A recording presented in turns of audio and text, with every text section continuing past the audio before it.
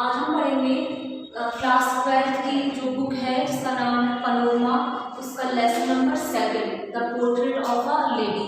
तो लेसन पढ़ने से पहले लेसन के जो राइटर हैं उनके बारे में 4-5 लाइनें दी हैं। सबसे पहले हम उनके बारे में जान लेते हैं। The portrait of a lady by Khushwant Singh. About the writer, Khushwant Singh is one of the most celebrated authors of India। Khushwant Singh Bharat के प्रसिद्ध राइटरों में से एक हैं। Apart from being a writer, एक लेखक होने के अलावा, अपार्ट मीन्स अलावा, apart from being a writer, एक लेखक के अलावा, he has been a lawyer, वह एक वकील भी थे। अ पब्लिक रिलेशंस ऑफिसर, यानी एक वो ऑफिसर थे। And the editor of the illustrated weekly of India. The illustrated weekly of India एक पत्रिका थी, वो उसके एडिटर भी थे। Two of his most famous novels are, उनकी 2 प्रसिद्ध उपन्यास हैं। पहला ट्रेन टू पाकिस्तान, जो लिखी गई थी 1956 में, and second I shall not here the Nightingale, जो लिखी गई थी 1961 में। उस जानकारी थी खुशवंत सिंह के बारे में। अब हम लेसन शुरू करते हैं, the portrait of a lady.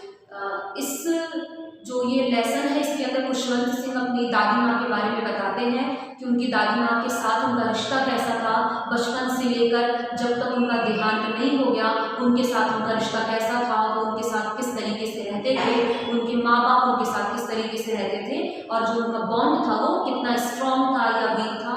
तो लेसन हम पढ़ेंगे और उसके बारे में हम जानेंगे। तो जो लेसन शुरू होता है वो एक गांव से शुरू होता है। राइटर और उनकी दादी माँ एक गांव में साथ में रहते हैं और यहाँ से इस लेसन की शुरुआत होती है। राइटर कहते हैं, माई ग्रैंड मदर, मेरी दादी माँ, लाइक एवरीबडीज ग्रैंड मदर, हर किसी की दादी माँ के समान, वाज एन ओल्ड वुमन, एक बुजुर्ग महिला थी, कि मेरी दादी माँ भी अन्य किसी की दादी माँ के समान ही एक बुजुर्ग महिला थी। She had been old and wrinkled for 20 years that I had known her। मैं पिछले 20 वर्षों से उन्हें जानता हूँ और वो पिछले 20 वर्षों से मुझे एक झुर्रियों से भरी हुई वृद्ध महिला ही दिखाई देती थी। यानी मैं जब से उन्हें जानता हूँ तब से मैंने उनके चेहरे पर झुर्रियाँ देखी हैं और वो 20 सालों में लगातार मुझे बिल्कुल एक जैसी ही अवस्था में दिखाई देती हैं। People said, लोग कहा करते थे, that she had once been young and pretty, कि वो भी कभी युवा और सुंदर थी, and had even had a husband, यहाँ तक कि उनके पति भी थे। But that was hard to believe, लेकिन इस पर मुझे विश्वास करना काफ़ी मुश्किल था कि लोग कहा करते थे कि वो कभी सुंदर थी, युवा थी और उनके पति थे, लेकिन मुझे इस बात पर विश्वास नहीं होता था। मेरे लिए विश्वास करना मुश्किल था क्योंकि पिछले 20 वर्षों से वो तो मुझे बुजुर्ग महिला के तरह ही दिखाई देती थी। My grandfather's portrait hung above the mantelpiece in the drawing room। मेरे दादाजी का एक छाया चित्र एक mantelpiece में लटका हुआ रहता था ड्राइंग रूम में। He wore a big turban, turban means पगड़ी। He wore a big turban and loose fitting clothes। उस पोर्ट्रेट के अंदर उन्होंने लंबी पगड़ी पहन रखी थी और ढीले ढाले कपड़े पहन रखे थे।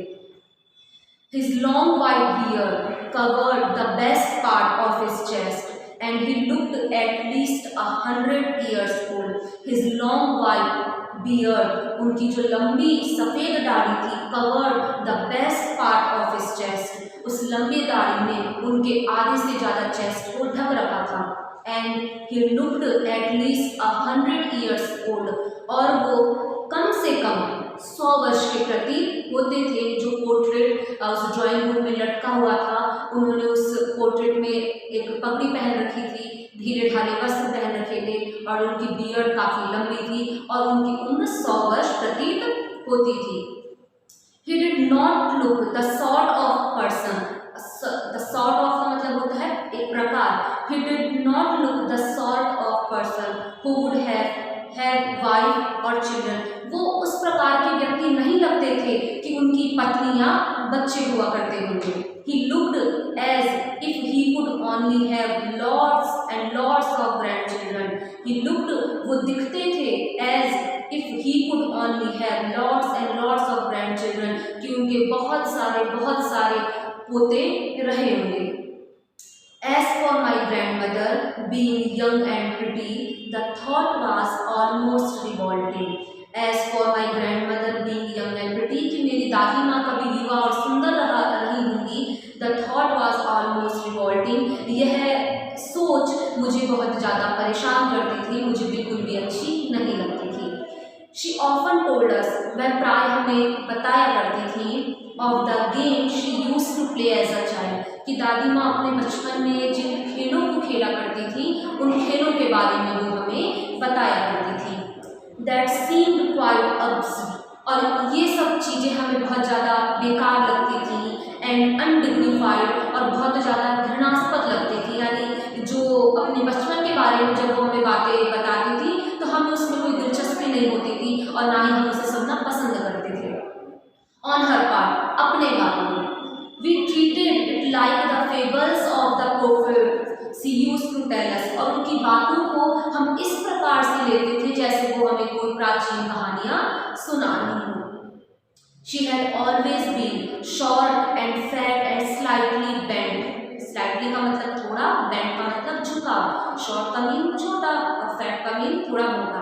She had always been short and fat. वो हमेशा से थोड़ी छोटी, थोड़ी मोटी and slightly bent, और कमर से थोड़ी झुकी हुई लगती थी। Her face was a crisscross of wrinkles.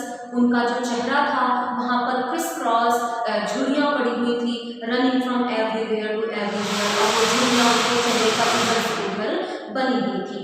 No, we were certain she had always been as we had known her. वो बिल्कुल इसी प्रकार की थी जब से हम उन्हें जानते थे, यानी जब से मैं उन्हें जानता था वो मुझे बिल्कुल इसी प्रकार से दिखाई देती थी, थोड़ी सी झुकी हुई, थोड़ी सी मोटी, और चेहरा उनका झुर्रियों से भरा हुआ। ओल्ड, सो टेरिबली ओल्ड, यानी कि वो बुजुर्ग थी, बहुत भयानक रूप से बुजुर्ग थी। That she could not have grown older, कि अब वो इससे ज़्यादा और बुजुर्ग नहीं हो सकती थी।